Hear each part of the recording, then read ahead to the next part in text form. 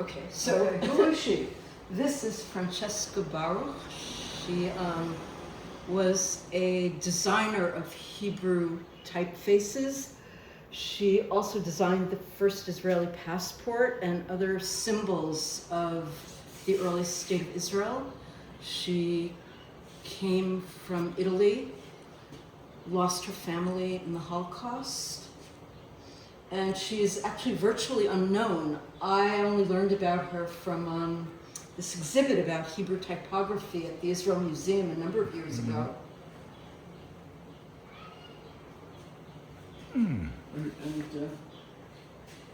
She's not the one who got you interested in typography. No, this was way after.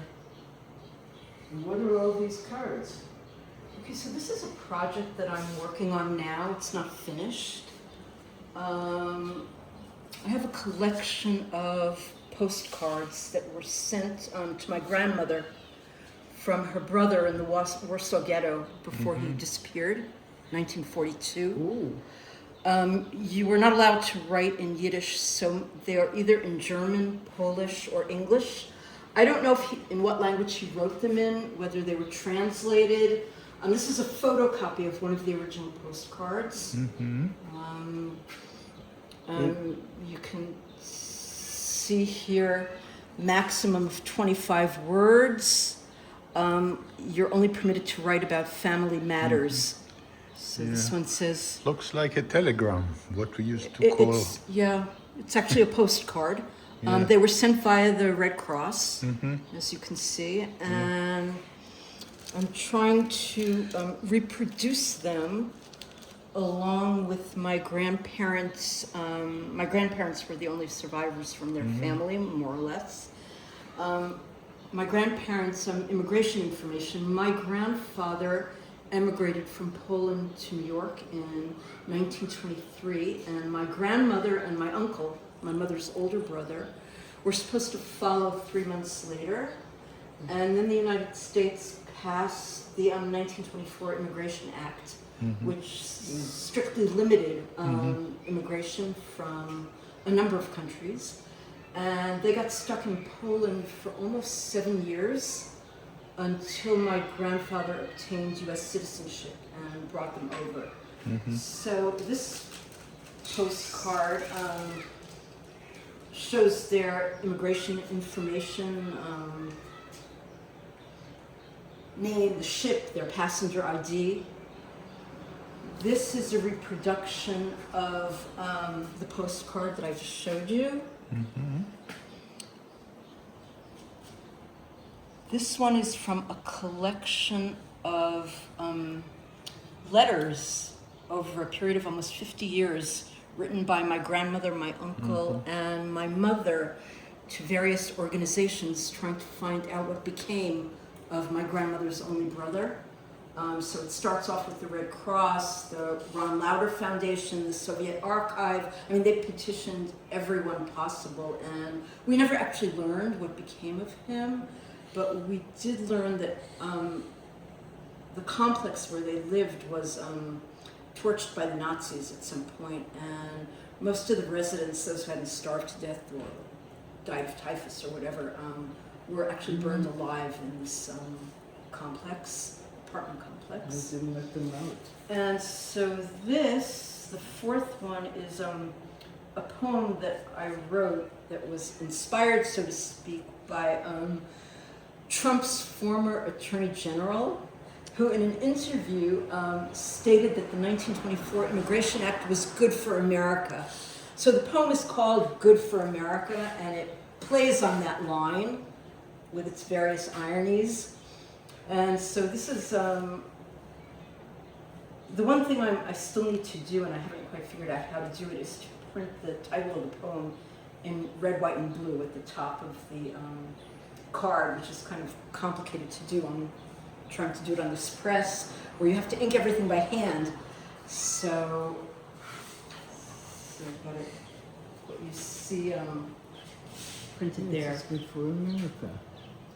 So each word has to be inked by hand, and then you place the piece of paper here. Close this.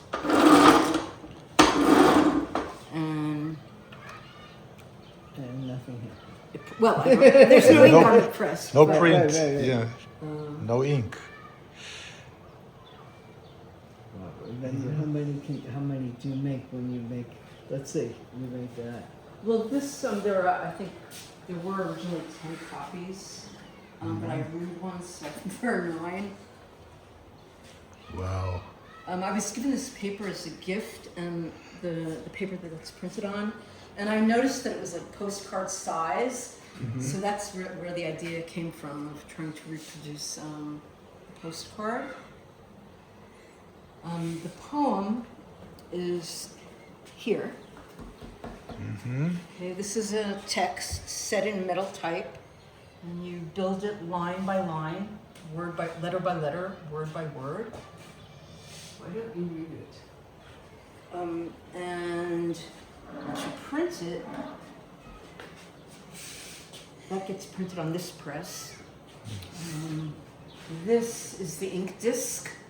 You smear some ink on it. Pull the handle. The rollers spread the ink evenly over the ink disc. And then you insert the text into the press. Put your paper here. The rollers then ink the letters. Yeah. And And then you press the paper press against. it all the way down, and Yeah. it prints the Wow. prints the text. Could you read the poem? I can read the poem, yeah. Wow. Good for America. 1924, you say, was good for America, referring to the quota that stuck my grandmother in Poland for another 7 years, while my grandfather sewed ladies' pocketbooks in Brooklyn, his trade forbidden to Jews back there. My grandmother got out just in time to give birth to my mother before turning 40, and when the rest of her family vanished a decade later without a trace, you, safe in Selma, might have been saying your first words as your grandmother cooed, "Good for you," while mine, who lived to be 92, no thanks to good men like you, petitioned the Red Cross in vain, as did my mother after her for 50 years, to no avail, while you rose through the ranks of that privilege that made all of that good for you, good for you, good for America. And that poem again is dedicated, so to speak, to Jeff Sessions, Trump's former Attorney General, who stated in an interview that the 1924 Immigration Act was good for America.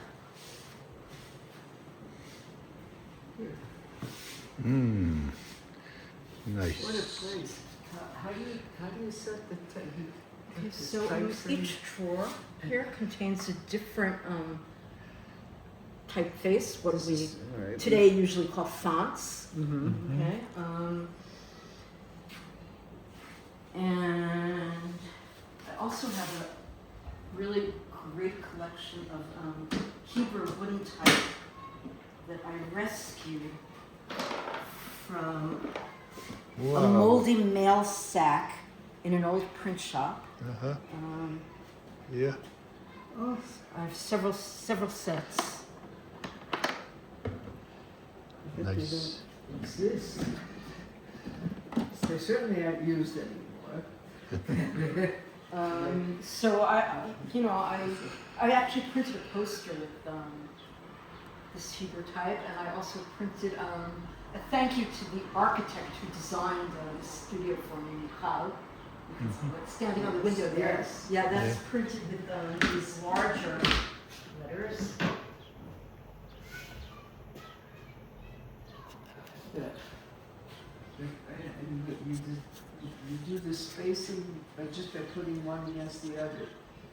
With the wooden type, yes, but with the metal type, it works a little bit differently. I'll show you how it's done.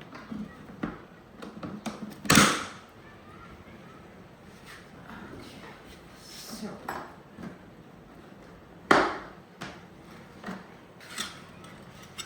this is called a composing stick. And to start setting a text, we take spacing material because we don't have the keyboard where you can just press enter to move down a line. So these pieces of metal are our lines, so to speak. Okay, you can change the length of the line depending on what you want to print. And then let's just say I wanted to print hello Karen and Ezra. So the uppercase letters, there's a chart that shows you how the letters are organized. And after a while you learn it by heart, so you don't actually have to look at the chart. So you start setting from right to left in English, from left to right in Hebrew. Okay, in other words, backwards. Okay, so H, E, L,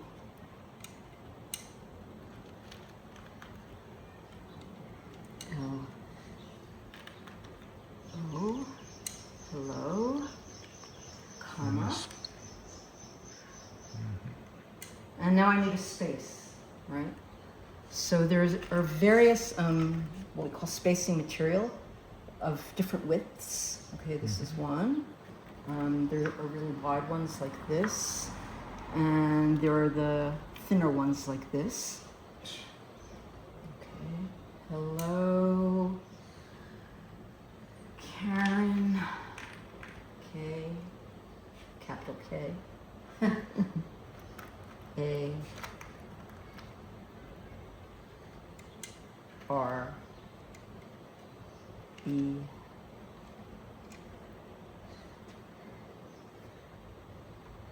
N, and you see that those little slit marks have to be lined up. That's how you know you didn't set it upside down, as I just did with this letter.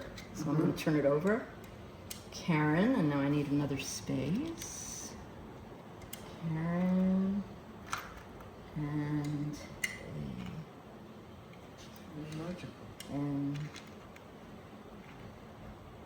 D space Z capital E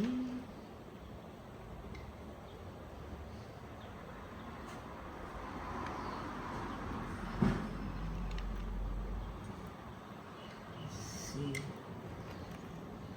I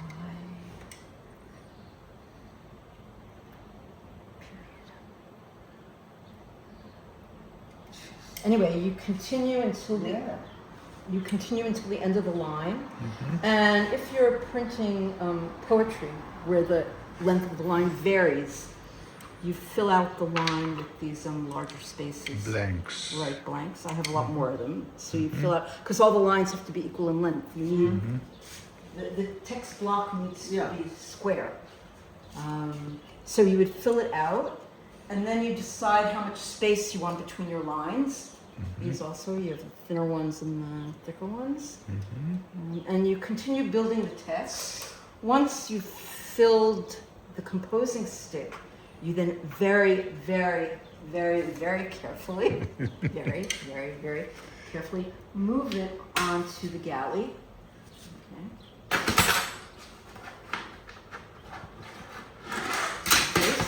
Trying to make it not fall apart like it just did, but I also didn't fill out the entire line. You know, I'm just demonstrating. So, but what you get is something like this, which you then tie up with string so that it doesn't fall apart, because type has a natural tendency to just want to fall apart.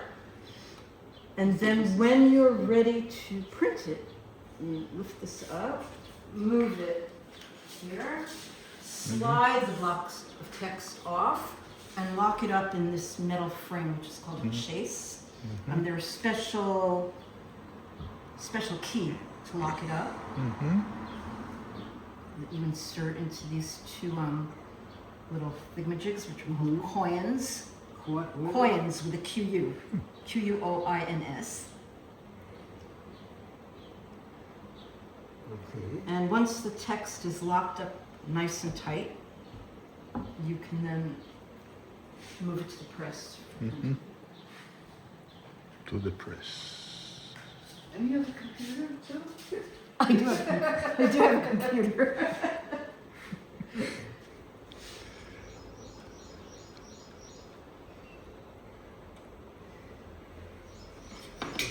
Wow. But that is, you don't have to do it this way. No, You have, no, of you course. have worked very No, hard this is to get the no, this equipment. is for insane people. Yes, Normative people do not do this. yeah. But, so what is your motive in doing it? Well, what's my motive? I can tell you What how. brings you to this? What brought it to me is actually a funny story. You might remember that about 20 years ago, I was in residence at the Santa Fe Art Institute. Mm-hmm. I won a residency there for my Leah Goldberg translation in progress. And I was away for a month, leaving my husband with 3 teenagers, 4 cats, and a bunch of chickens. And he had been in Santa Fe a few months prior to this at a computer science conference. My husband is a mathematician and computer scientist. And someone dragged him to a museum in Santa Fe. My husband never goes to museums, one of his colleagues, to an exhibit called The Jewish Pioneers of New Mexico.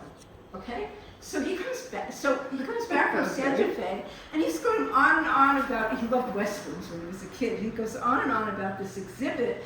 You know, you see these like Haredi looking guys in their covered wagons going to New Mexico to settle the West. It's a true story. Anyway, so before I left for Santa Fe, he said, you really have to go see this exhibit. And I just rolled my eyes, and I'm like, no, I'm like on vacation from the Jews. I don't want to see them at all. Anyway, as time went on, I'm in Santa Fe, and I was feeling more and more guilty about having left him with 3 teenagers, 4 cats, and the chickens. One day I walked past the museum, and I said, okay, you know, Eitan, really, you deserve this. I'm going to go see this exhibit.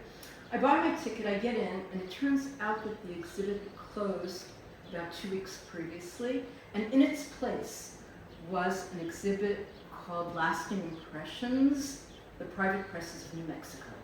Small museum, maybe 4 rooms, all filled with these old printing presses, and on the walls were these wonderful poetry broadsides, you know, illustrated, framed, and then I just had this epiphany. Like, wow, poems, they really should be on the walls, not in your books. Like, I mean, I must own 200 books of poetry. How many do I actually take out and read?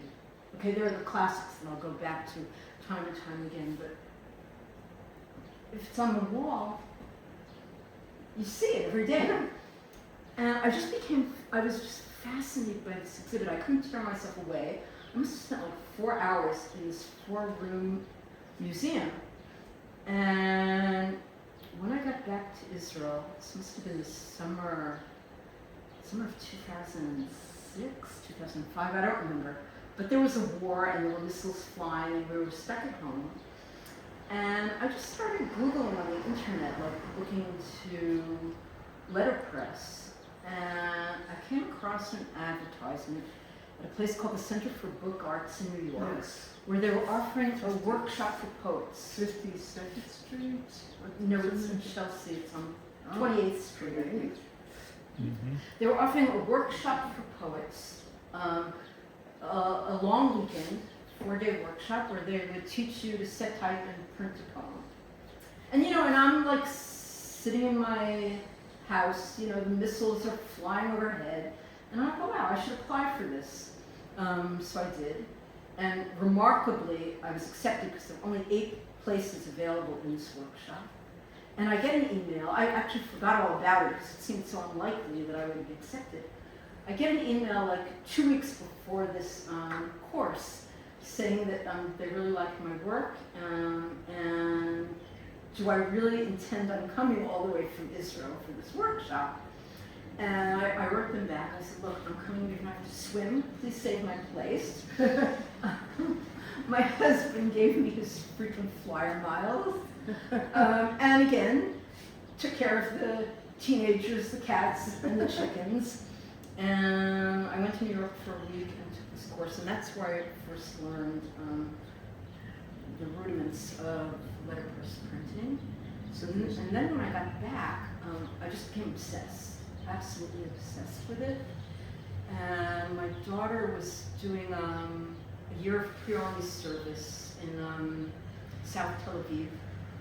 And we spent days just wandering around these old print shops begging for equipment. And that's how I got started. I found this press in a print shop in Jaffa. And this one, my husband and his karate teacher later schlepped from the Jaffa flea market. And the type I acquired, some of it I ordered from abroad, some of it we just begged people in Tel Aviv. You know, and most of the stuff, sadly, is just being sold for scrap metal. Because there's hardly anyone in Israel who is doing letterpress printing. So we just wandered around for weeks, begging and begging and begging. And this is the result. And for years, all of this stuff was in a corner of, my husband also teaches karate, in addition to being a mathematician and a computer scientist. So it was stored in a corner in his dojo, which is that big garage-like structure, right there. And it was hot and dusty and full of mice and cat hairs, and it was very hard to work there. And I just had this dream of, you know, building a studio just for this equipment. And this is the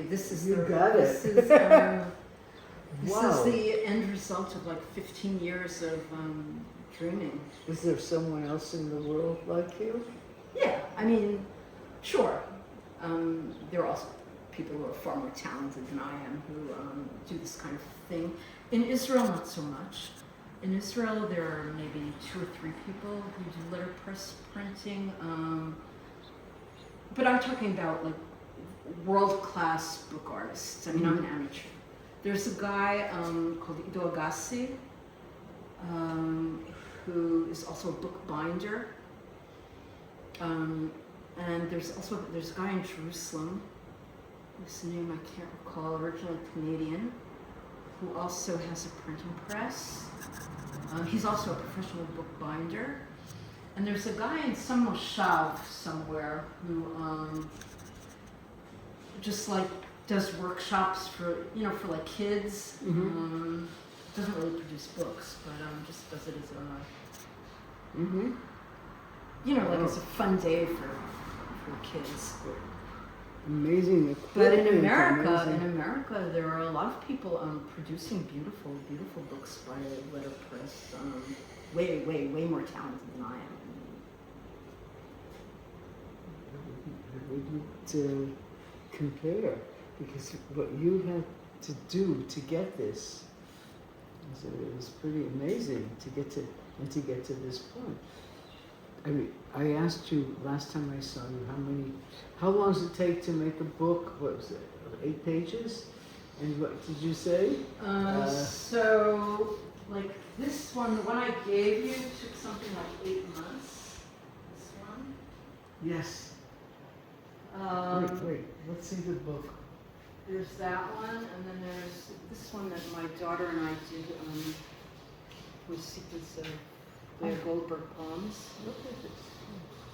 I also make paper. This is on handmade paper. And this, I can show you the paper as well if you want to see it. Good. So my daughter Noga did the illustrations. Fisheye press. Yeah, it's kind of a private Yes. family joke. My brother is an amateur fly fisherman. He travels all over the world to fish. And when I did that course at the Center for Book Arts, I stayed with him. He lives in a village in Manhattan. And so I kind of named the press with him in mind. Nice. So there's that one. I mean, and then there's that. Oh, there's this one. These are poems that I wrote when I was in Santa Fe. Ooh.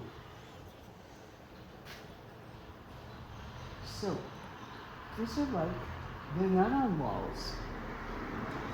They're not on walls. They're in. Actually, I have this printed and framed in my house on beautiful paper. They're not on walls. But They're in little books. I really like the chapbook. I like the size of. I like small books because I think that, most books of poetry that have like 80 pages, 100 pages, so much of it is filler. I mean, how many good poems can you really write? So I like to keep things small. small and perfect. So that, Small and imperfect. and there's something about And then there's the this one. respect you give to the written word. Like This one took me 2 years to produce.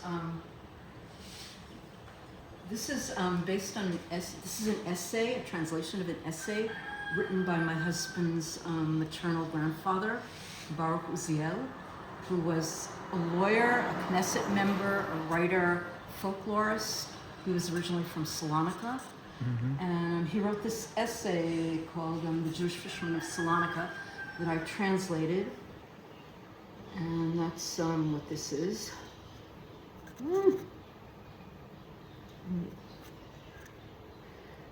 As mentioned, the fish were brought to the Piscaderia.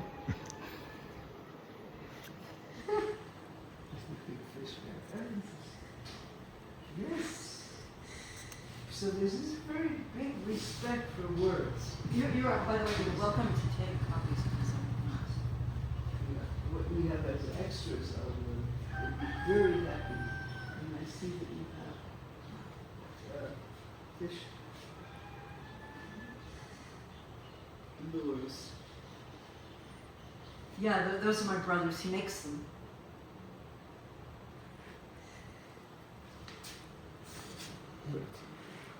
Look at this. This postcard.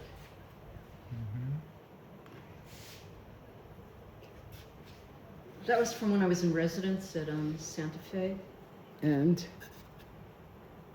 so, So they did that as and the item in a questionnaire, for what purpose are lyric poems written in these times? Answer. And what is to be done with horses in the 20th century, with gazelles, and with the huge stones in the Jerusalem hills? This is a very famous Leah Goldberg poem. Do you know it? No? But it's the 20th century, we're not there anymore. So now I know. Wow, thank you.